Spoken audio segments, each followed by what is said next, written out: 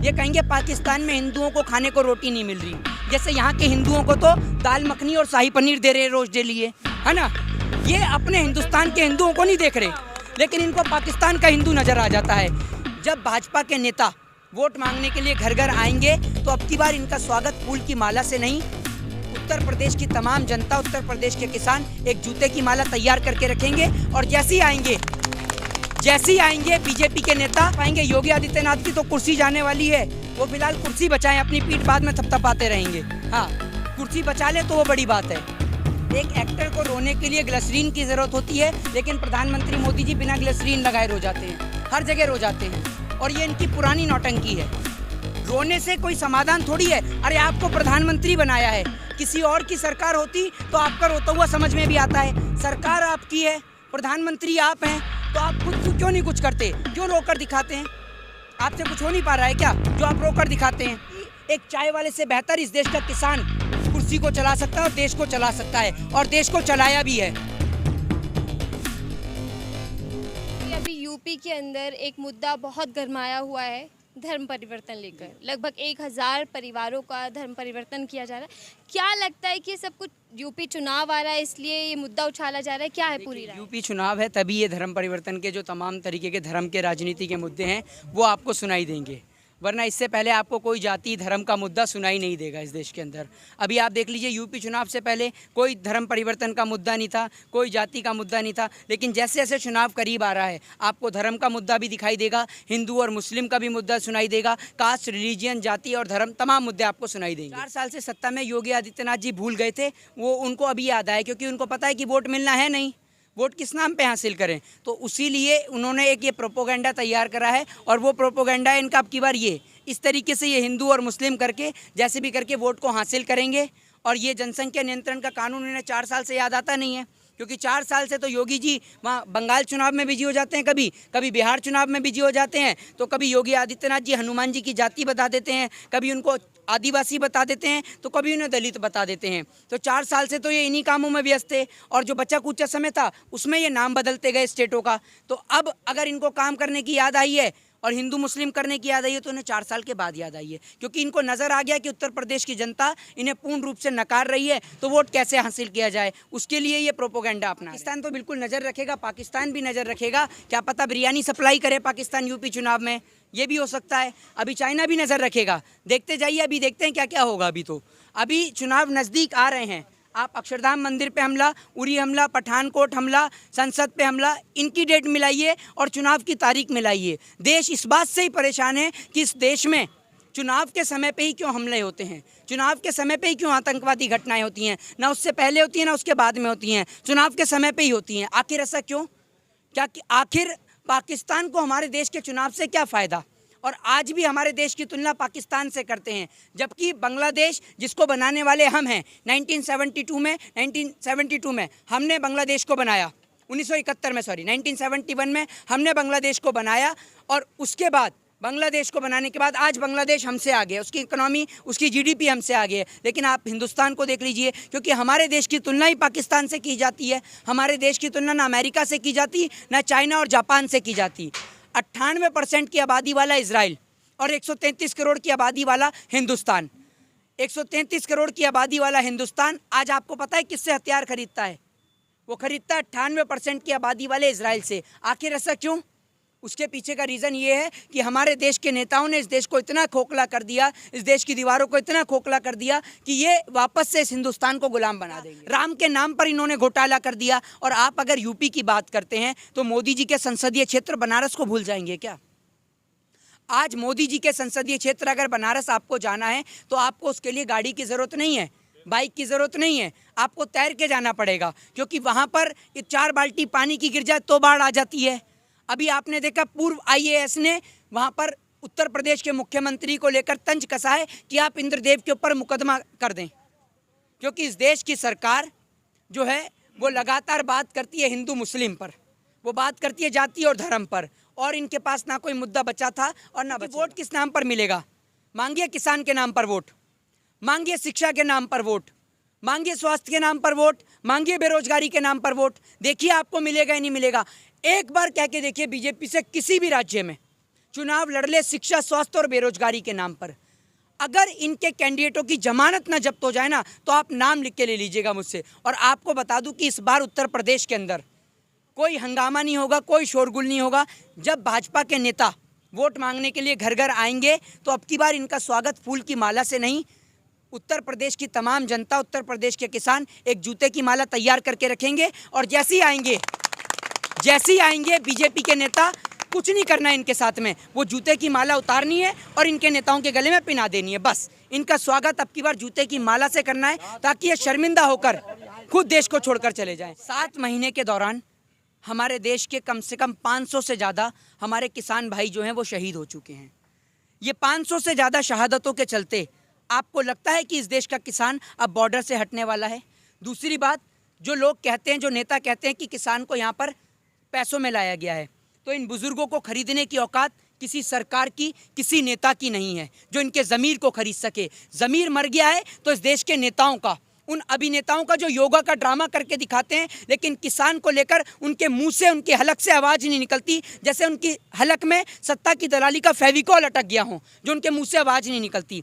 और आपने कहा किसान की ओर ध्यान नहीं दे रही, तो किसान की ओर अभी नहीं ध्यान दे रही है, बिल्कुल नहीं दे रहे, क्योंकि ये वो दिन भूल गए जब इस देश के अंदर अमेरिका से सड़ा हुआ PL गेहूँ आता था, जिसे खाकर इस देश की जनता बीमार पड़ जाती थी, मर जाती थी। तब भारत देश ने नारा दिया, जय जवान जय किसान का नारा, कि भूखे मर जाएंगे लेकिन इसी देश में अनाज पैदा करेंगे, इसी देश का अनाज खाएंगे। लेकिन आज इस देश की सरकार वापस से वो दिन दिखा रही है कि हमें विदेश से अनाज लेना पड़े। लेकिन ये जो बुजुर्ग जो खड़े हैं, ये सिखा रहे हैं हमें कि किस तरीके से जब बात अपने देश की हो, अपने देश की मिट्टी की हो, अपने हक और अधिकार की हो, तो किस तरीके से लड़ाई लड़ी जाती है। जैसे इन्होंने अंग्रेजों से लड़ाई लड़ाकर हमारे देश की ज़मीन को बचाया, अब की बार ईस्ट इंडिया पार्ट 2 की सरकार से, यानी भारतीय जनता पार्टी से, अपने देश की ज़मीन को आज़ाद कराने की बारी है। और हमें पूर्ण रूप से यकीन है कि इस लड़ाई में अगर जीत होगी तो इस देश के किसान की होगी। उत्तर प्रदेश के अंदर ये नए नए चौंचले आम बाप हैं। इलेक्शन से पहले अभी आप देख रहे थे जिस तरीके से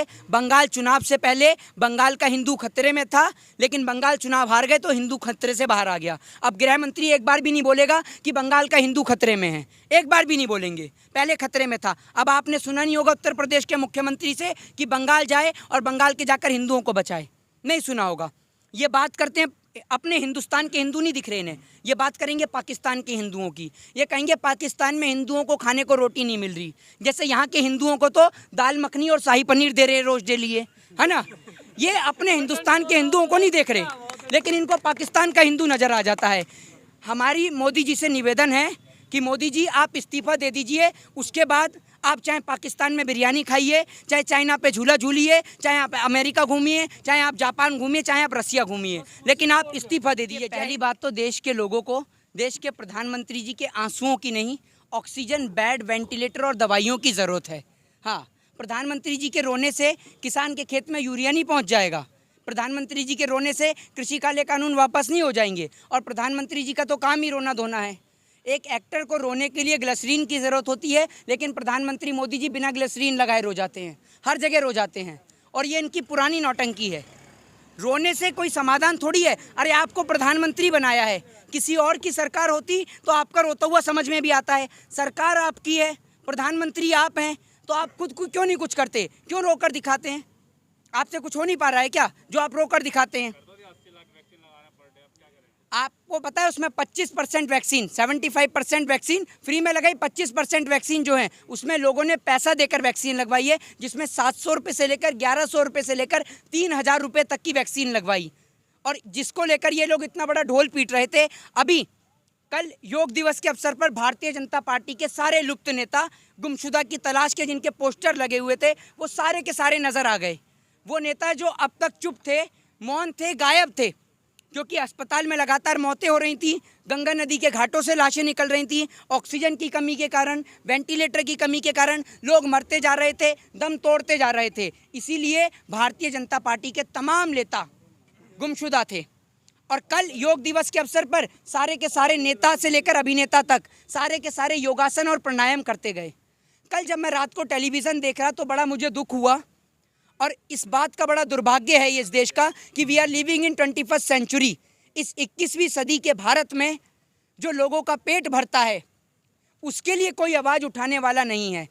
और योगासन करने के लिए बहुत सारे नेता से लेकर अभिनेता तक सभी लोगों को दिखाया गया, लेकिन देश के किसान को दिखाने के लिए नेशनल चैनल के पास इतनी सी भी हेडलाइंस की भी जगह नहीं है जहां किसान को दिखाया जाए। किसान को लेकर बात नहीं करते, शिक्षा को लेकर पत्रकारों से सवाल नहीं पूछे जाते, स्वास्थ्य को लेकर नहीं पूछे जाते, रोजगार को नहीं लेकर पूछे जाते। और अब एक नया ड्रामा और लिया है, मेलो ड्रामा, वो है जनसंख्या नियंत्रण कानून। एक बात बताइए, पिछले 4 साल से अजय सिंह बिष्ट सो रहे थे।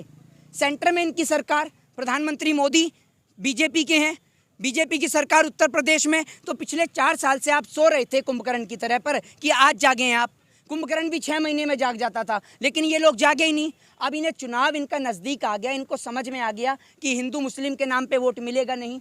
राम मंदिर के नाम पे इन्होंने घोटाला कर दिया चंदे के नाम पर, तो राम मंदिर के नाम पर भी वोट नहीं मिलेगा। और शिक्षा, स्वास्थ्य और रोजगार के नाम पे मांगेंगे तो वोट का पता नहीं, लेकिन जूता जरूर मिल जाएगा। तो ये लोग सोच रहे हैं कि वोट मांगे तो किस नाम पर मांगे, इसी बात से परेशान है। तो इसलिए इन्होंने नया मेलो ड्रामा ढूंढ लिया है, और वो है जनसंख्या नियंत्रण कानून। उत्तर प्रदेश के मुख्यमंत्री अपना उत्तर प्रदेश छोड़कर वहाँ बंगाल में चुनावी प्रचार करने के लिए खड़े हो जाते हैं। वहाँ बंगाल में कह रहे हैं हिंदू खतरे में है। अरे आप उत्तर प्रदेश के लिटरेसी रेट को, एजुकेशन रेट को वेस्ट बंगाल के एजुकेशन रेट से मिलाकर देखिए, हैं हिंदू खतरे में है का मुझे पता नहीं, लेकिन हिंदुओं के बच्चों की नौकरी और उनकी पढ़ाई ज़रूर खतरे में है। और इस देश के अंदर दारू का ठेका खुलता है कोरोना काल के दौरान। इस देश के अंदर कोरोना काल के दौरान बड़े बड़े चुनावी प्रचार और रैलियां होती हैं, लेकिन इस देश में स्कूल, कॉलेज और विश्वविद्यालय हमेशा बंद रहता है। क्यों? क्योंकि लोगों को पता है कि अगर इस देश का युवा, इस देश का यंगस्टर्स अगर पढ़ेगा तो इन भाजपा के गवारों से सवाल पूछेगा, क्योंकि अगर पढ़ेगा इंडिया तो इन भाजपा के गवारों से सवाल पूछेगा इंडिया। और इनके अनपढ़, जाहिल और गवार नेताओं को ज्ञान की कोई नॉलेज ही नहीं है। ये तो कहते हैं देश के गद्दारों को गोली मारो डैश को, तो हम कहेंगे भाजपा के गवारों को स्कूल भेजो सारों को, इन्हें पढ़ाने और लिखाने की जरूरत है। जी, आप प्रधानमंत्री मोदी जी के और बीजेपी के कान से सुन के आते हैं क्या? मैंने कब कहा ये गलत है? आपने सुना मेरे मुंह से? है मैंने कहा गलत? एक मिनट, मेरे कहने का मतलब है पिछले 4 साल से आप सो रहे थे, लेकिन अब तो जागे ना, अब जागे। एक मिनट रुकिए, बलात्कार पे कानून बनना पहले जरूरी है, जनसंख्या पे? आप बताइए, सभी लोग बताइए, जितने माइक लगे सभी पत्रकार से पूछता हूँ, बलात्कार पे इम्प्लीमेंट करना पहले जरूरी है जनसंख्या पे? बताइए, गर्दन मत हिलाइए। हाँ, क्या किस पे पहले किस पे जरूरी है, बलात्कार या जनसंख्या? जरूरी है ना।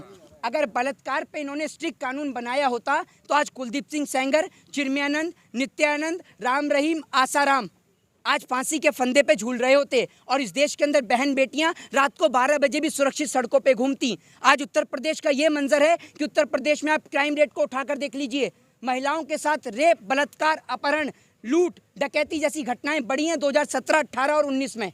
आप देखिए उठाकर आंकड़े को, उस पर आप बात नहीं करेंगे, आप जनसंख्या कानून को लेकर आ गए। और एक मिनट रुकिए, लिटरेसी रेट को लेकर मैंने क्यों बात करी है? क्योंकि आप सुनते हैं भाजपा के कानों से, और भाजपा के कानों से सुनने वाले लोगों को सुनाई नहीं देता। मैंने एजुकेशन को लेकर क्यों बात करी है? क्योंकि एक पढ़ा लिखा व्यक्ति जानता है कि छोटा परिवार सुखी परिवार, और इसीलिए अगर आप लोगों को एजुकेशन देंगे तो जनसंख्या पे तो अपने आप इम्प्लीमेंट हो जाएगा। तो आप लोगों को पढ़ाइए लिखाइए ना, जनसंख्या की बजाय आप एजुकेशन पे काम करिए, क्योंकि अगर आप एजुकेशन पे काम करेंगे तो आप लोगों को समझाना ही नहीं पड़ेगा। लेकिन आप एजुकेशन पे तो काम करते ही नहीं हैं। अभी आप उत्तर प्रदेश में चुनाव की घोषणा होने दीजिए, कोरोना ऐसे गायब हो जाएगा जैसे आप समझिए दूध से मक्खी, वो वाला हिसाब हो जाएगा। अभी कोरोना गायब। पता है इस देश के अंदर किसी से उसका संवैधानिक अधिकार वोट को लेकर बात करना एक कानूनन अपराध है, पता है आपको? फिर भी आप पूछ रहे हैं। तो वो इस देश की जनता का एक कानूनन राइट है कि वो किसी को भी वोट दे, लेकिन वो बीजेपी को वोट नहीं देगी। बीजेपी का सुपड़ा साफ करेगी। किसानों का कहना है जो किसानों के हक में बात करेगा, शिक्षा पे बात करेगा, एमएसपी पे बात करेगा, देश के काले कृषि कानून को रद्द करने की बात करेगा, उसको किसान वोट देगा, वरना नहीं देगा।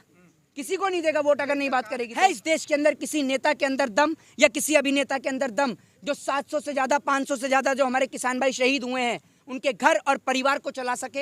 है दम किसी के अंदर? कोई नेता बोल के दिखाए। अभी एक किसी नेता की डेथ हो जाने दीजिए आप, उसके लिए लाखों लोग फंड देने के लिए तैयार हो जाते हैं। किसी क्रिकेटर का कुत्ता मर जाए तो इन लोगों के ट्विटर हैंडल चल जाते हैं। लेकिन इतने किसान शहीद हुए, किसी के मुंह से एक आवाज़ नहीं निकली। आखिर क्यों ऐसा? बताइए आप।